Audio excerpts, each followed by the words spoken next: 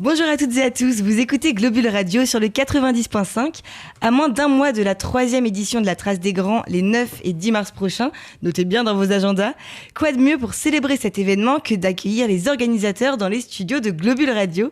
Damien Sablot, cofondateur de la Trace des Grands, et Pauline Monin, la responsable communication, sont avec moi aujourd'hui.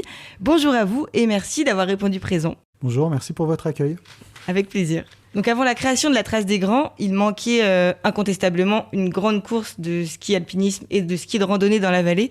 Et c'est plutôt paradoxal pour celle qui se surnomme la capitale mondiale de ce sport. Mais depuis 3 ans maintenant, grâce à vous, le domaine des Grands Montées accueille chaque année cet événement. Et j'imagine que lancer la première aventure internationale de ski de randonnée dans un endroit comme Chamonix, ça doit être un sacré défi. Donc j'aimerais savoir quelles ont été vos motivations pour porter ce projet. Elles ont été multiples. C'était déjà avoir envie de faire partager ce qu'on aimait, c'est-à-dire nos paysages, d'emmener les gens en haute montagne sur des parcours sécurisés. Et puis il y avait aussi le fait qu'on trouvait dommage qu'il n'y ait pas un bel événement hivernal, mais convivial.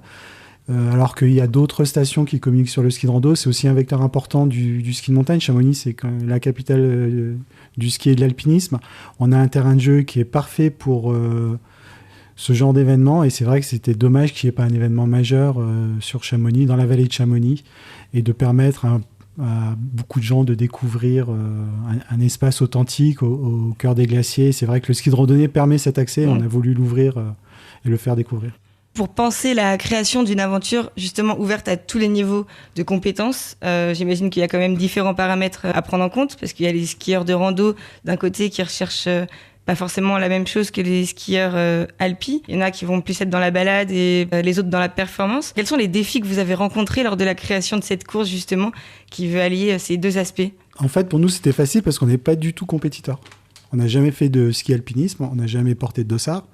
Et donc, on l'a un peu aussi construit à notre image, c'est-à-dire avec cette envie de passer une belle journée en montagne.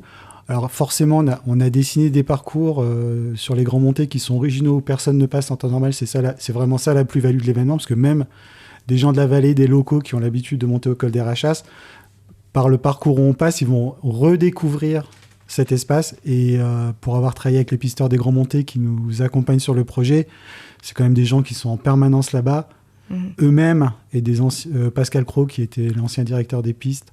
Quand on lui a montré le parcours dans l'autre sens, alors qu'ils avaient eu l'habitude de le descendre, ils ont redécouvert l'arête des Rachas et ils se sont dit, mais en fait, c'est une course de montagne au cœur du domaine.